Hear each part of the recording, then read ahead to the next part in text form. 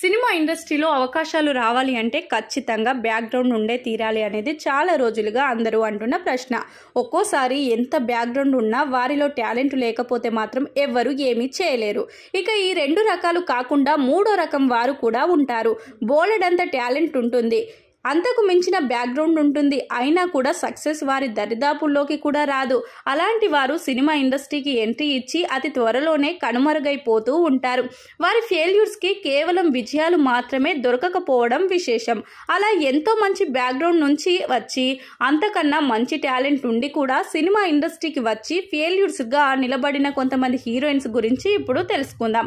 Konidela Niharika mega family నుంచి వచ్చి ఎన్నో అవకాశాలను దక్కించుకున్న నిహారిక మాత్రం విజయాలను అందుకోలేకపోయింది. ప్రస్తుతం నిర్మాణ బాధ్యతలను కూడా చేపడుతుంది. ఇక జీవిత రాజశేఖర్ కుమార్తెలు. జీవిత రాజశేఖర్లకి ఇద్దరు కుమార్తెలు, శివాని, శివాత్మిక. వీరిద్దరు డాక్టర్సే అయినా కూడా హీరోయిన్స్ అవ్వాలని కలలు కన్నారు. కానీ ఎందుకో వారిని ఇండస్ట్రీ చిన్న చూపు చూస్తుంది. ఇద్దరికి ఇప్పటికీ సరైన స్థానం రాకపోవడం విశేషం. ఇక సుప్రియ యార్లగడ్డ.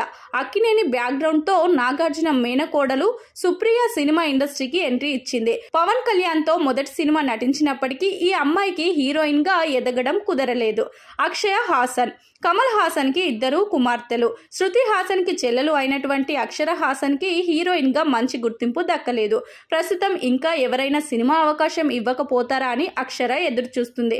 ఇక మంచు లక్ష్మి. మంచు లక్ష్మి హీరోయిన్ గా మొదట ఎంట్రీ ఇవ్వలేదు, కానీ యాంకర్ గా హోస్ట్ గా బాగానే వర్కౌట్ అయింది. ఆ తర్వాత ఎప్పుడైతే నటి అయిందో ఆమెకు అవకాశాలు తగ్గిపోయాయి. ఇప్పటికీ మంచు లక్ష్మికి సరైన సినిమాలు లేవు. ఇక మంజుల ఘట్టమనేని. కృష్ణ కుమార్తెగా మంజుల ఘట్టమనేని హీరోయిన్ గానే ఎంట్రీ ఇచ్చింది. అయినా కూడా ఎందుకో ఆమెకు సినిమా ఇండస్ట్రీ పెద్దగా వర్కౌట్ అవ్వలేదు. మొదట్లో బాలకృష్ణ సరసన హీరోయిన్ గా అవకాశం వచ్చినప్పటికీ కృష్ణ ఫ్యాన్స్ అభ్యంతరం వ్యక్తం చేయడంతో ఆమె నటన నుంచి తప్పుకుంది. ఇప్పుడు లేటు వయసులో గట్టిగా గుర్తింపు తెచ్చుకోవాలనే తహతహలు ఆడిపోతుంది.